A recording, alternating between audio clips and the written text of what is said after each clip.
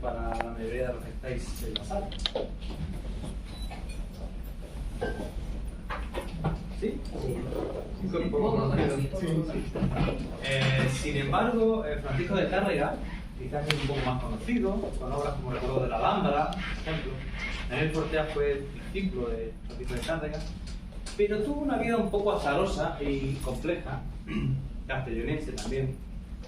Y hoy lo que nos reúne en realidad es un acercamiento a no solamente a la obra, sino a la vida de este personaje. A través de Carlos Farrace, que es el guitarrista que nos va a acercar a este personaje, vamos a ver cómo ha habido hombres a lo largo del tiempo que han tratado siempre de conquistar algo de lo que llamamos belleza, plasmada en este caso en la guitarra.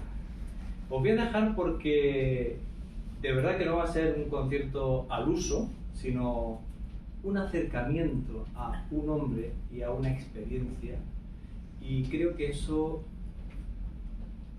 para eso sobran las palabras. Así que os dejo con Carlos, que viene desde Castellón y que nos va a acercar un poquito a este personaje.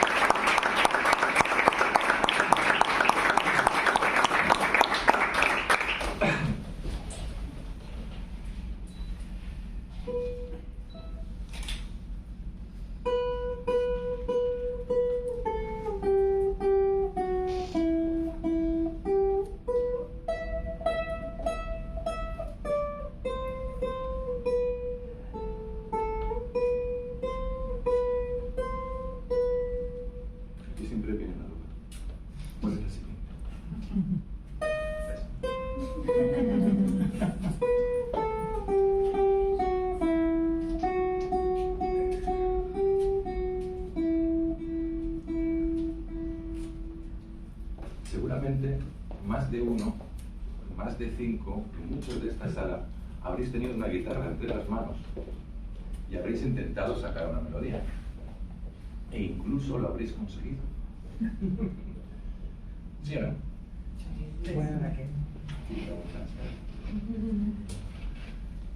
Y alguno a lo mejor que no lo ha hecho, a lo mejor en los próximos días, viendo que no es tan difícil, pues lo intenta. Total, lo que quiero decir es que esto es algo que ha ocurrido a muchísimas personas a lo largo del tiempo. Yo quiero hablaros brevemente de una persona en particular, de un joven adolescente que intentó, pues eso, sacar unas notas. ¿Sí? ¿Suena de voz? ¿Esto? Claro, uno ve que está haciéndolo él, que está sacando esas notas. Bueno, también hay otras versiones.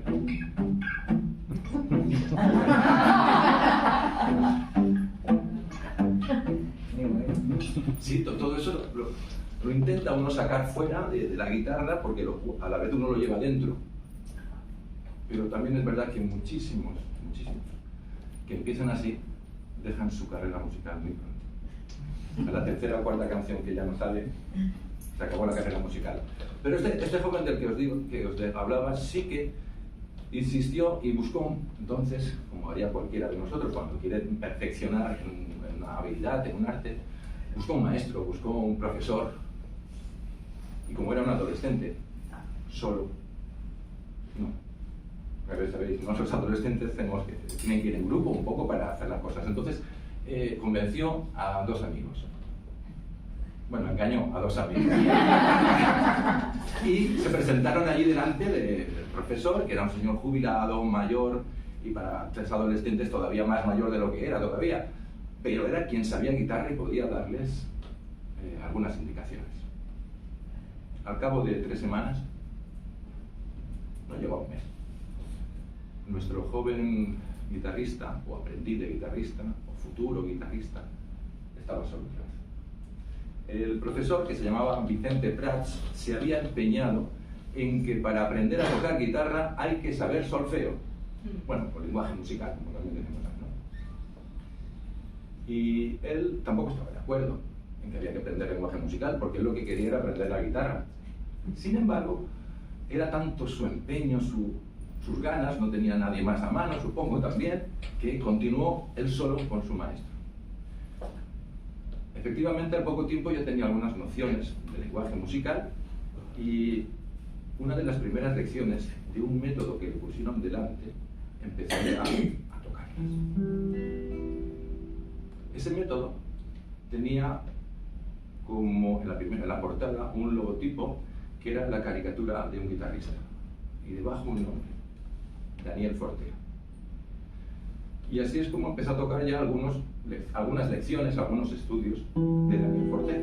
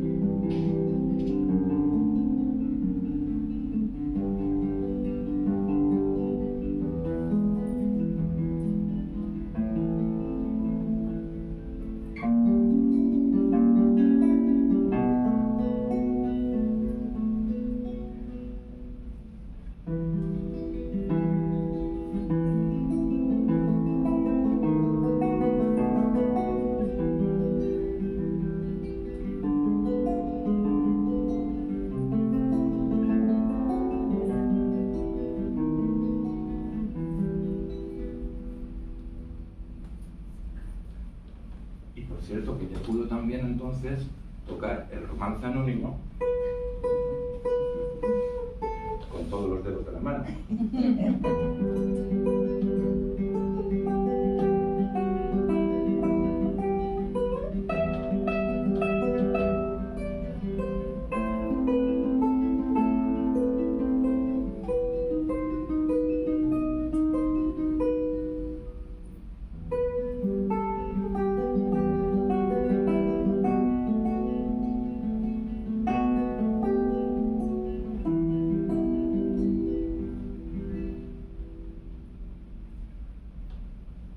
La partitura del romance anónimo que le colocó su maestro delante un día tenía también un logotipo que era el mismo que el del método que estaba aprendiendo. Y se trataba de un logotipo donde había un guitarrista, la caricatura de un guitarrista y el nombre de una editorial, la editorial Fortea, o mejor dicho, Biblioteca Fortea. Ese nombre ya empezó a entrar en la cabeza de ese chaval que iba aprendiendo. Tanto iba aprendiendo que se encontró con un estudio, con una lección que le costó, que se le atragantó, como se suele decir, ¿no? Aparentemente era fácil, porque eran unas notas que pueden tocarse con el pulgar, ¿no? El esqueleto es bien sencillo, pero había que tocar más notas a la vez, más notas para que pareciera que hubiera dos guitarras. Si hubiera una guitarra por ahí que siempre está haciendo la misma nota. Pero esa no era la dificultad solamente. También había que hacer cejillas. El que sabe algo de guitarras sabe que cuando viene el día de la cejilla, el primer día, suenan así.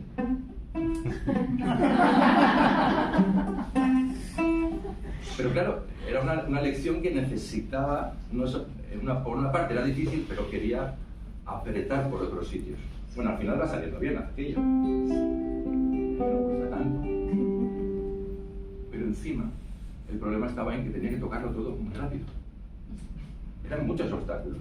Estudió mucho esta semana y por fin, esa semana presentó su lección a su maestro.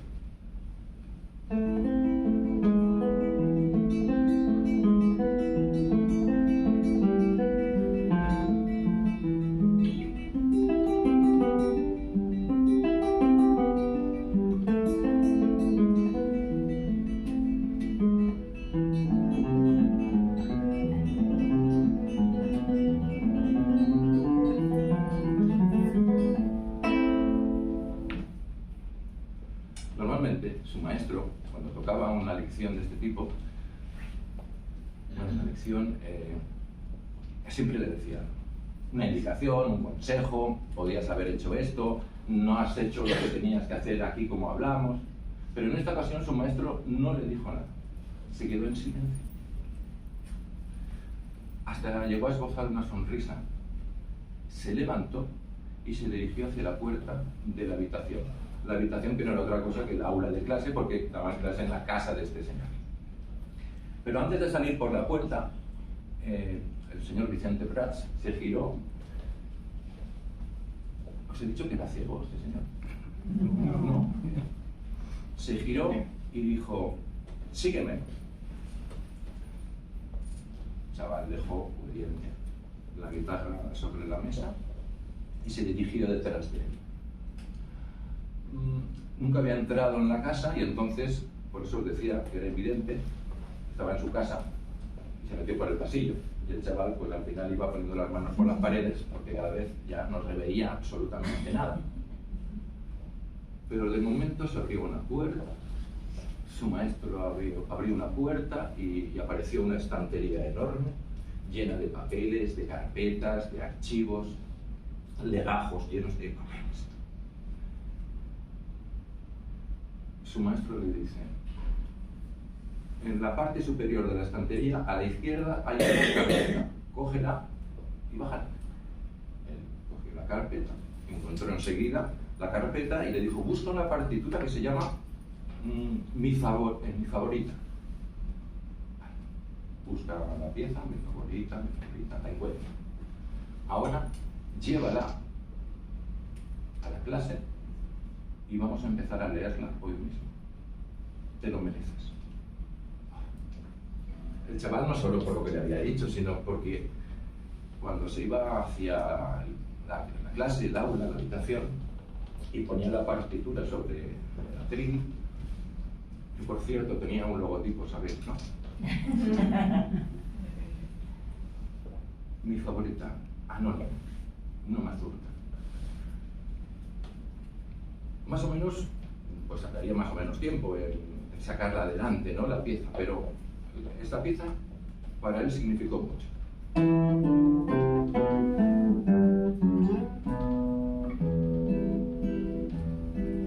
Si veis algún fallo, recordad que aún está aprendiendo el chaval.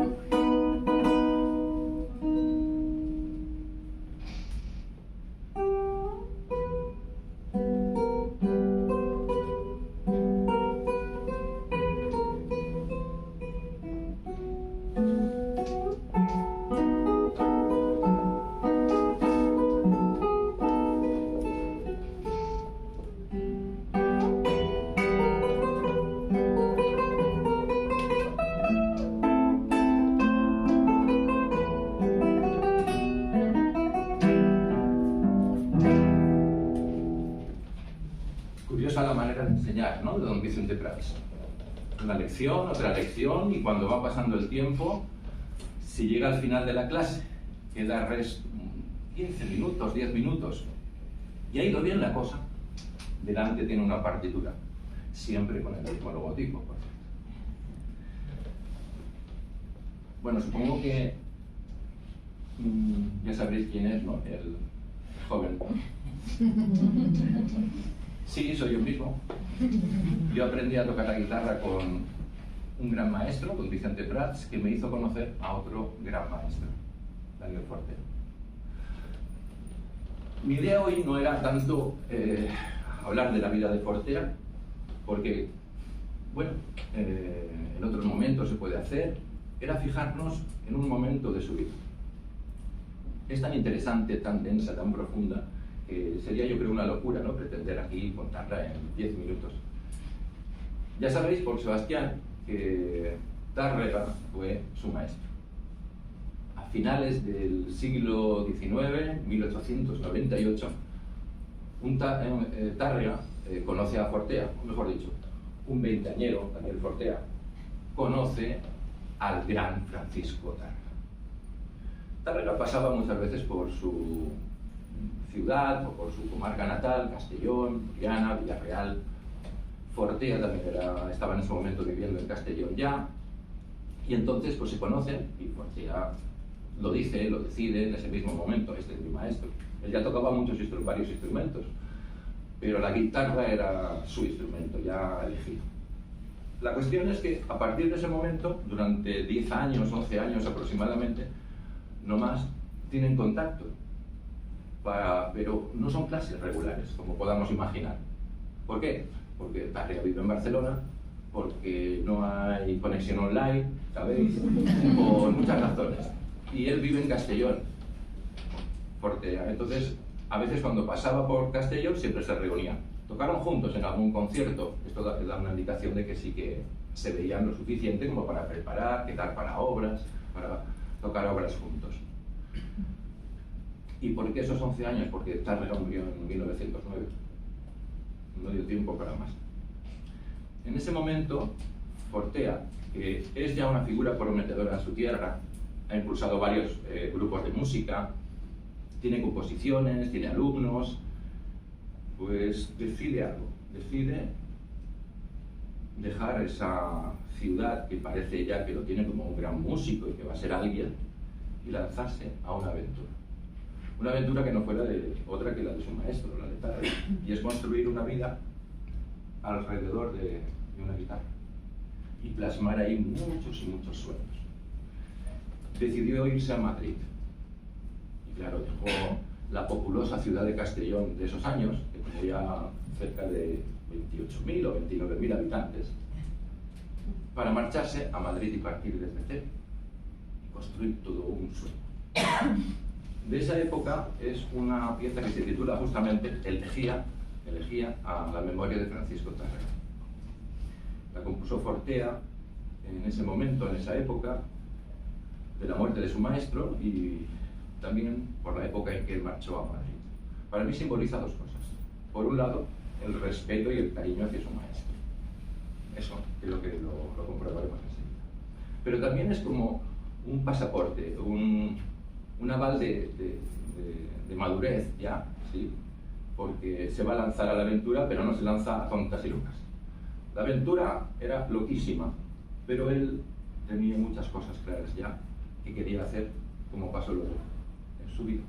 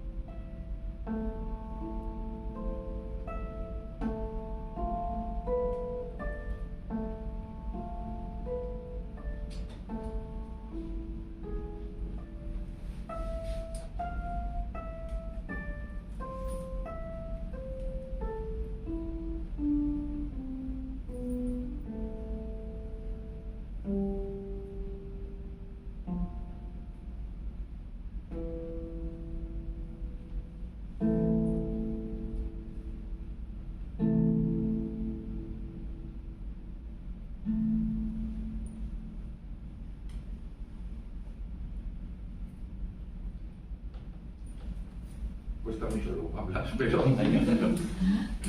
La idea entonces es que en ese momento se lanza Madrid. Pero tenéis que imaginarlo, bueno, chaval ya no es, son 30 años. Bueno, desde el punto de vista actual sí, tiene cara de joven, pero entonces a lo mejor no. Pero se lanza, como os digo, porque tiene que hacerse conocer en teatros, que nadie lo conoce. Salas de concierto, y va haciéndose un hueco. Pero muy pronto empieza a dar clases también. Y lo que es impresionante es una pequeñísima muestra que os he traído de algunos papeles, ¿no?, que yo encontré en la cueva del tesoro de mi maestro.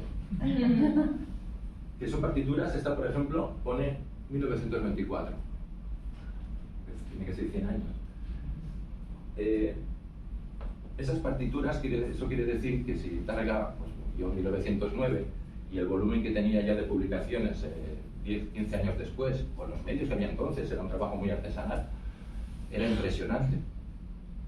Tan impresionante que de toda España le estaban pidiendo material, su método de guitarra con el que aprendí yo, piezas, arreglos de todo tipo, de todo tipo me refiero, de guitarra, pero también para laúd, bandurria, para cuartetos, con discípulos suyos, de grandes músicos del siglo XIX, de Chopin, Schumann, Schubert, arreglos. Y canciones populares de su época, que estuviera de moda. Zarzuela muchas veces. Y todo eso, pues, impresionante tarea, y la verdad es que conquistó Madrid. Porque se llegó a decir de él, porque corría una buena frase, dice que la decía, la dijo, o la reina madre en aquel momento, ¿no?, era que donde está Forte no hace falta ninguna orquesta. Sí, pero es que a veces en su despacho, a principios de los años 30, podríamos encontrar una carta de Japón, de Sudáfrica, peticiones para ir a Estados Unidos. Ese era el personaje de Tom. Como os digo, podríamos hablar durante mucho rato. Pero vamos a fijarnos en otro aspecto. Hace algunos años estaba preparando un arreglo a partir de una partitura como esta, ¿no?, para guitarra, pero estaba haciendo un arreglo para un clarinete. Paréntesis, el dueño del clarinete está en esta sala. Y una guitarra. Bueno, el clarinete tocaba entonces la melodía. Yo saqué la melodía.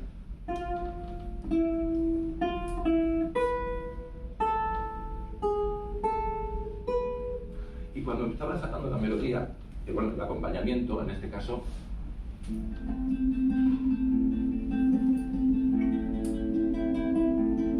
alguno pensará que es fácil. Yo hacía el arreglo.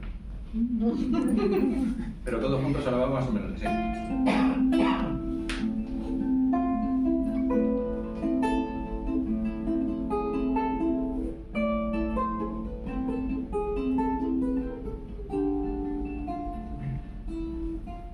Pero mirando la partitura, me di cuenta que debajo del nombre del autor había una fecha: 3 de julio de 1938. La habría visto alguna vez, pero me di cuenta en ese momento de que eso era la Guerra Civil, un año central de la Guerra Civil. Y el título de esta obra era En mi refugio, una melodía preciosa, pero quizá yo me había imaginado que le invitaban a Forte a irse a la Sierra de Madrid con algún amigo, y allí se inspiraba en el campo y viendo algún refugio. No, era en mi refugio en la guerra, en mi refugio en Madrid, en mi refugio bajo la tierra. Mientras todo, absolutamente, lo que había construido en su vida, su editorial, sus clases, sus alumnos, para él era vital dar clase, transmitir la escuela de su maestro. Conciertos en aquel momento, en esos años de guerra, todo se viene abajo. Son más de 25 años construyendo ese sueño, y de pronto, como un plumazo, todo fue. ¿Qué le quedaba? Era lo único que yo me agarraba en ese momento, porque para mí fue un pequeño shock. ¿Qué hace componiendo? Digo, al final dije, claro, es lo que podía hacer, componer. Y no solo compuso una obra, sino que estuve mirando esa época y aparecieron más obras de ese momento. Y ahora escucharéis. La idea para mí es que Porter necesitaba expresarse. Y su lenguaje era el sonido, la guitarra, la música. Porque si no, yo creo que hubiera muerto en ese momento, fulminado. Imaginad la situación, ¿no? Cómo se cae todo lo que ha construido, por todo lo que se ha arriesgado, por todo lo que se ha sacrificado. Vamos a hacer un pequeño ejercicio de imaginación. Intentad imaginar la situación, que es muy difícil, en un año, en el 38, como estamos hablando, 37-38, en que la sirena de la alarma, ¿no?, ha dejado de sonar durante bastantes horas y Porter sale de su refugio. Él tendrá entonces unos 60 años. Sale fuera y evidentemente pues a lo mejor el aire no sería muy agradable y respirar, pero mucho mejor que estar encerrado más horas en ese refugio. Vería seguramente pues las tripas de algunos edificios, porque habrían caído fachadas, vehículos abandonados, basura acumulada. Y en su paseo apareció un montón de escombros. ¿Lo podéis imaginar? Llenos de maderas, de metales, de piedras. Cuando lo rodea, se fija y su mirada queda clavada en un tallo de una planta que está saliendo de ese amasijo de escombros, y una flor, una tímida flor que está a punto de estallar. No sé si ocurrió así, pero quizá es posible porque hay dos piezas de esa época en ese momento que se titulan Hoja de violeta y Pétalo de rosa. Si no, no entiendo cómo en medio de una guerra él puede componer dos obras que se llaman así.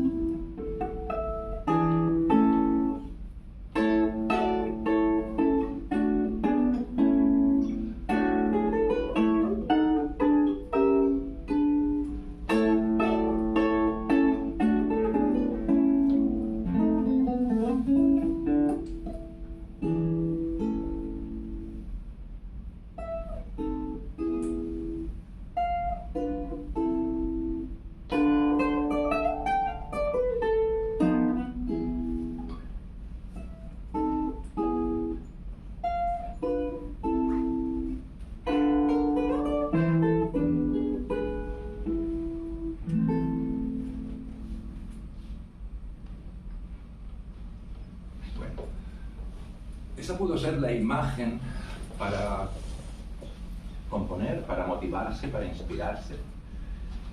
Pero imaginar otras ya sé que es imposible, porque no nos podemos meter dentro de la vida de Daniel Portero.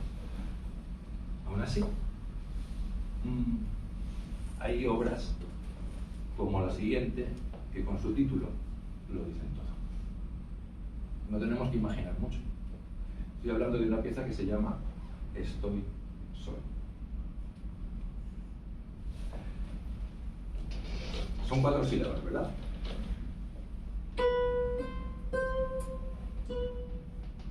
No puedo tocar otra vez, pero ponéis las sílabas, por favor, vosotros, mentalmente.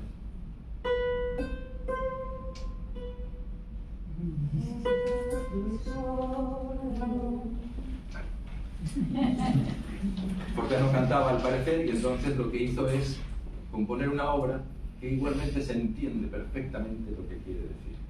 Ahora bien, esta pieza siempre me hizo pensar porque la soledad, que no es elegida por uno, es algo terrible. Me refiero a que cuando uno está con sus amigos, en su casa o con la gente que conoce y dice: mirad, estoy un poquito harto de vosotros, me voy un rato y ya volveré. ¿Quién no lo ha hecho? Pero uno puede volver. En este caso no es así. Estamos hablando de estoy solo. Y es como necesitar, a veces que le escuchen, pero a veces escuchar a alguien simplemente, presencialmente. No por un móvil, no por en aquel momento que ya sabéis que no había. O a veces es una caricia o un abrazo lo que uno necesita. No está, estoy solo. Ahora bien, yo te voy a decir una cosa. Yo no creo que esta pieza tenga su raíz en estar solo. Porque yo creo más bien que es en la superación de la soledad, del dolor de la soledad, donde tantos artistas y tantos otros seres humanos a lo largo de la historia han sacado fuerzas para superar ese momento. Y ahí es cuando surge algo bello, como lo que vamos a escuchar. Pero no es de la soledad, sino es de enfrentarla y superarla. Te da esos premios, esa fuerza de voluntad de superar ese momento, ese dolor, que es muy humano.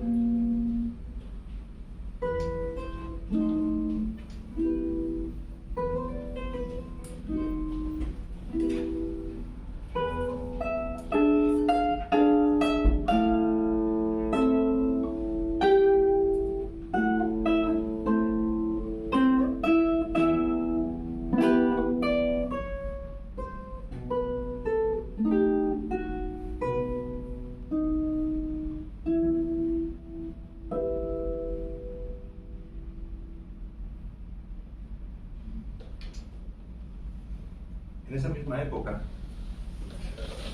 en ese mismo momento, en medio de la guerra, compone otra pieza muy cercana a esta. Aparecieron una detrás de la otra, publicadas en el mismo año, 1939. Es decir, inmediatamente después de acabar la guerra aparecieron las dos obras publicadas al poco tiempo, porque una de las cosas que sucedió es que la imprenta, la editorial, sufrió grandes daños o se destruyó en parte por algunas bombas que cayeron y no explotaron. Se perdió bastante material, pero él se ve que en ese mismo año, cuando acabó la guerra, ya estaba pensando en reconstruirlo.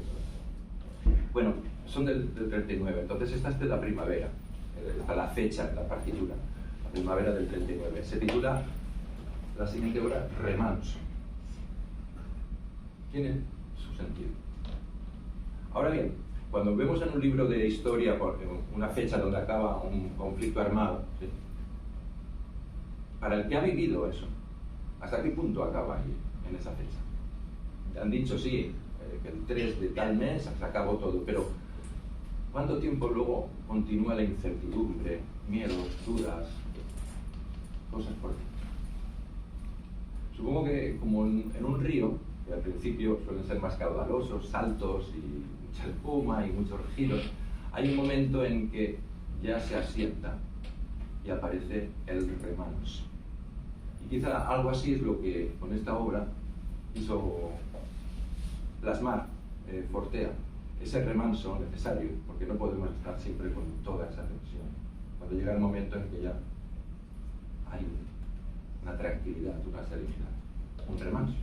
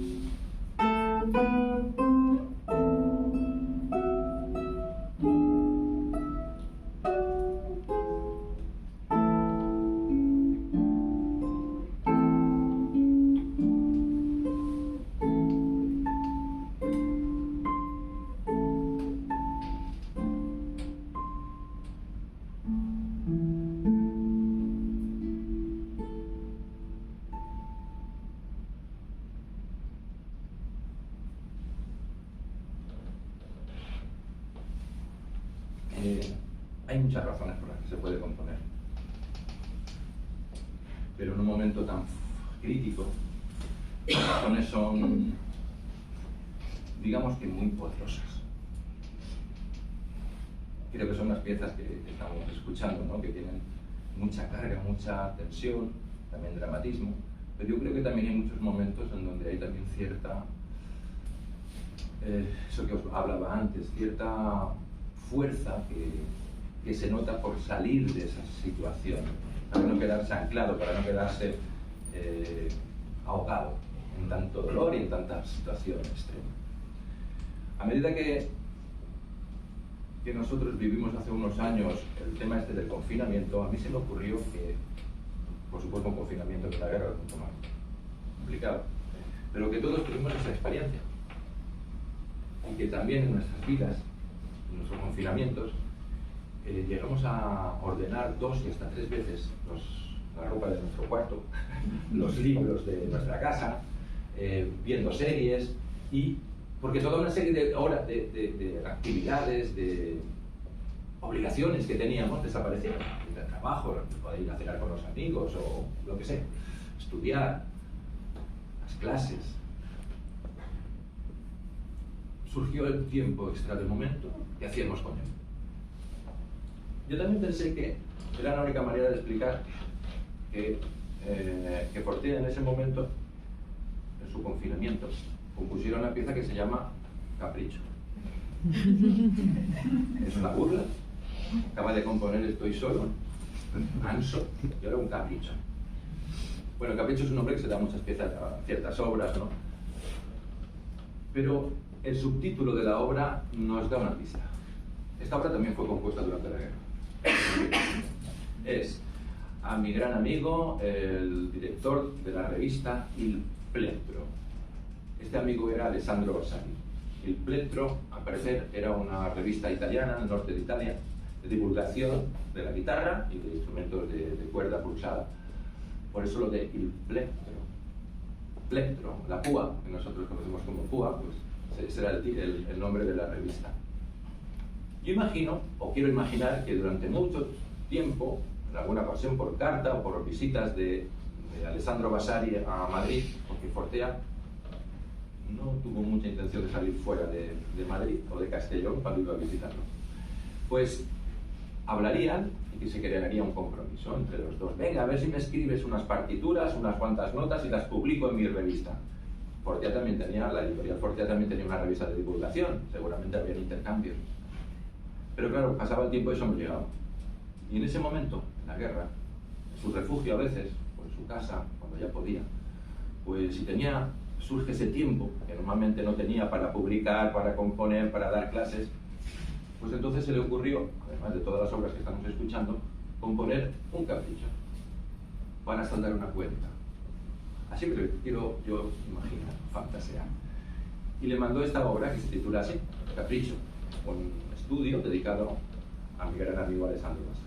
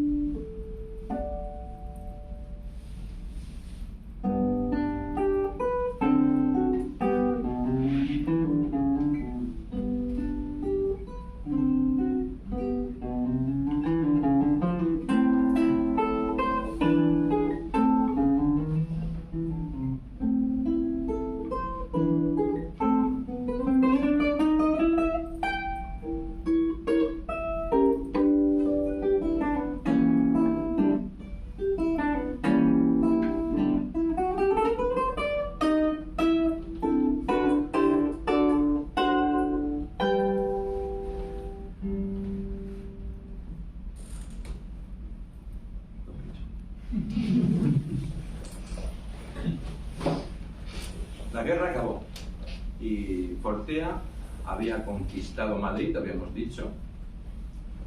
Todo parecía que se hundía, pero después de la guerra él, a sus ya más de 60 años, volvió a reconstruir todo lo que se había caído. Tenemos que dejarlo financiero. No porque es obligatorio, sino porque fue así. Volvió a reconstruir todo. Esta partitura, por ejemplo, es de la primera época. En Madrid, la Biblioteca Fortea. La que tenéis aquí, por ejemplo, ya es de la segunda época, de los años 40. Aquí en la célebre caricatura, en un rincón. Ahí la tenéis un poco más grande. Volvió a reconstruir la editorial, las clases de guitarra, y algún pequeño concierto. No era muy amigo de conciertos ya antes de la guerra, de cualquier caso. No era, se ve que lo hizo obligatoriamente para darse a conocer en la primera época, lo de dar conciertos. Es curioso, ¿no? No era amigo de grandes multitudes. Sin embargo, va a pasar algo en el año 47. Y me sé muy bien el año porque hay una obra que es el Opus 47, que se titula Balada. Y aunque está fuera de la guerra, quiero cerrar esta parte de la velada. Podemos quedar, si queréis, hablando o comentando alguna de las cosas que hayáis, os haya gustado de todo esto, o comentar o preguntar, como os digo, lo que queráis después. Pero cerraríamos la parte de esta velada guitarrística con una pieza que fue, como os digo, compuesta en 1947, cuando ya ha vuelto a reconstruir todo, ¿no? Toda su vida y todo lo que tenía, casi 70 años. Y una noche cualquiera, en su casa, estamos en los años 40, el régimen franquista, se celebraban a veces reuniones artísticas.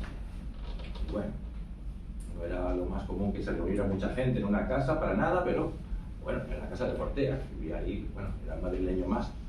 Pero una noche en que había unos cuantos jóvenes allí, un poco más tarde de lo habitual, apareció un grupo de policías y se los llevaron a todos detenidos, acusados de un acto subversivo, contra el régimen, etc. Esto lo hacían un poco, al parecer, escondiendo sus intenciones, sean esas o las que fueran, en casa de Daniel Fortea, que al parecer dejaba la llave a cualquiera al final. Pero Daniel Fortea estaba en casa y era el dueño. Podéis imaginar qué sucedió. Se lo llevaron también a la comisaría. Lo acusaron de una serie de... Lo condenaron pronto y fue al penal de Ocaña, una de las prisiones más terribles de la época. Se raparon el pelo al cero, la vestimenta de preso y en una celda. Todo otra vez por el suelo. Era la segunda vez que construía todo ya.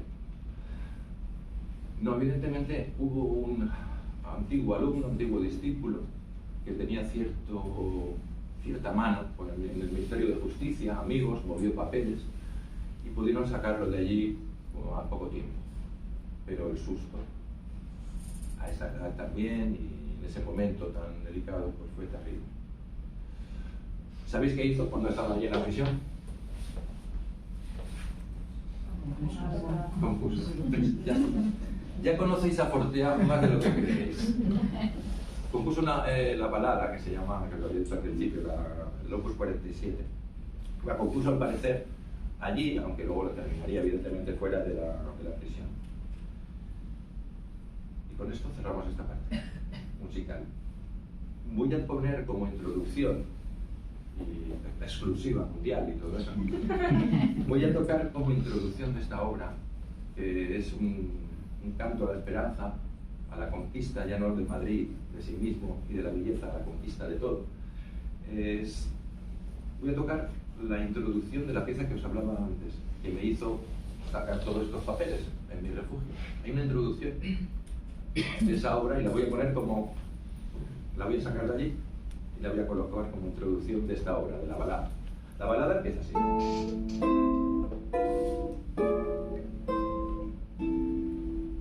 Pero antes oiremos la introducción de Mi refugio, unos casi 10 años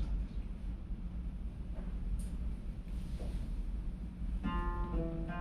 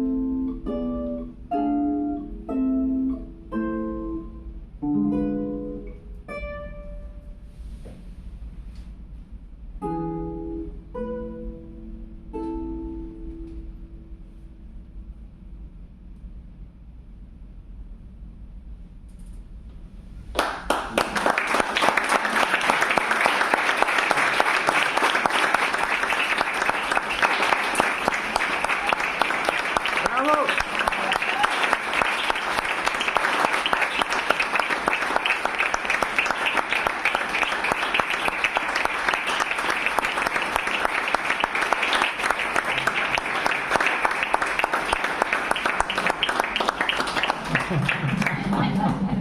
Gracias a Fortea. Yo no tengo mucho más que decir, que tocar, poco más tampoco, también, ¿no? Ya. Es difícil cuando uno admira a alguien, en este caso a un guitarrista, pues, del cual hay muy poca cosa grabada o interés por él. Y claro, uno tiene que hacer unos esfuerzos enormes porque yo no me dedico a dar conciertos. Y hay que hacer un esfuerzo, creo, a veces por determinadas personas que notas que han dejado su vida, no por él mismo, sino por todos los alumnos que tuvo, todos los amigos que iban a esa casa también, no solamente a tocar la guitarra, sino a hablar con él. Porque eso es lo que seguramente sintió de su maestro, de Tárrega. Los grandes discípulos de Tárrega, entre ellos Fortea, siempre recordaban a Tárrega la persona, no al músico. Y la persona incluía al músico. Es una bonita historia y no es una historia inventada. Así que si ahora conocéis un poco más a Fortea, yo me quedo más tranquilo.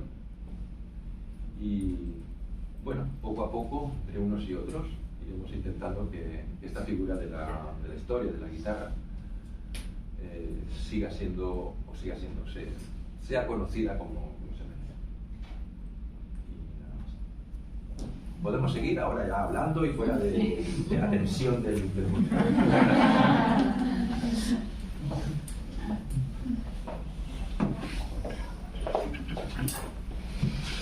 No sé, antes de que os levantéis, si queréis preguntar alguna cosa. O Sebastián, si no, acaba ya. Quiero hacerlo ya. Bueno, muchísimas gracias. Creo que ha sido muy especial, ¿verdad? Sí. Conocer la historia y además poder disfrutar de su música a través de tu interpretación. Bueno, muchísimas gracias, Carlos. Y a todos, pues muchísimas gracias por haber estado. Y bueno, ya tenemos un ratito para charlar, o para comentar, o para preguntar, como decía, e incluso para escuchar algo más, quién sabe, ¿no? Sí, sí. Todo puede ser posible. Muchísimas gracias, Carlos.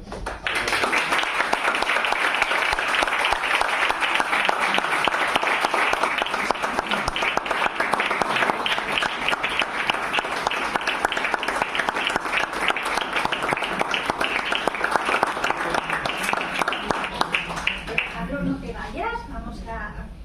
¿Puedo decirte algo?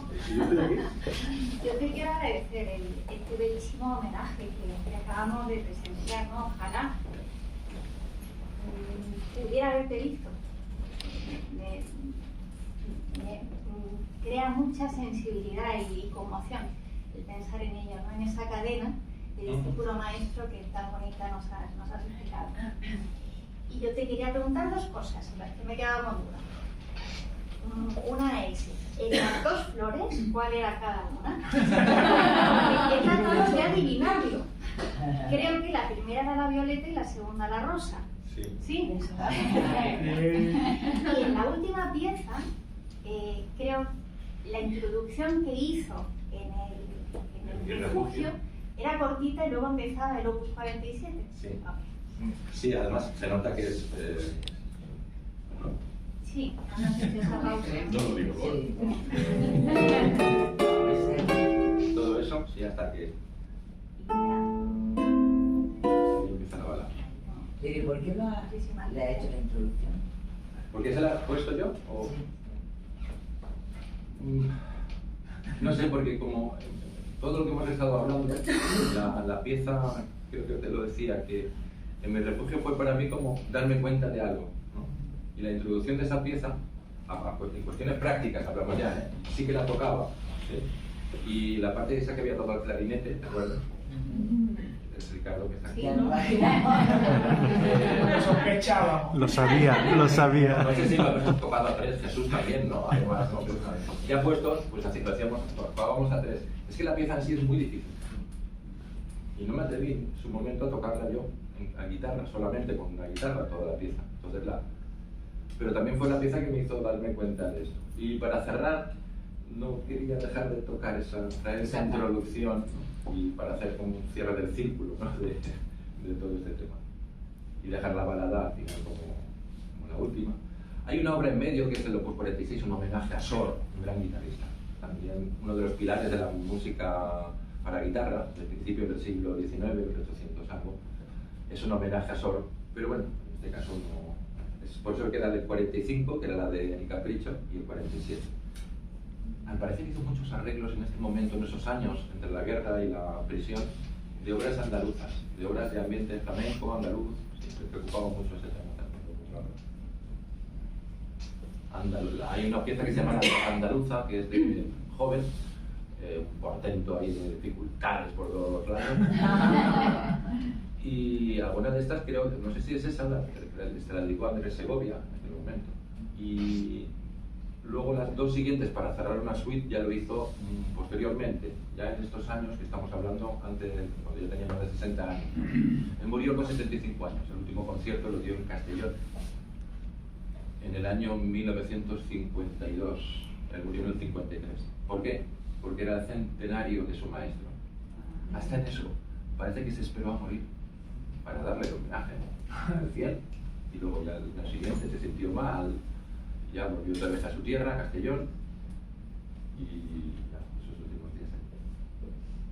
Bueno, Pero sí. ha sido muy bonito porque me ha dejado, a través de su música, darme a su vivencia de una etapa. Otro día cogeremos otro momento más. Es muy bonito. Pero este era interesante, me parecía interesante. Bueno, no sé, ya que me he sentado, ¿queréis preguntar algo más o no? Descansamos un poco, ¿no?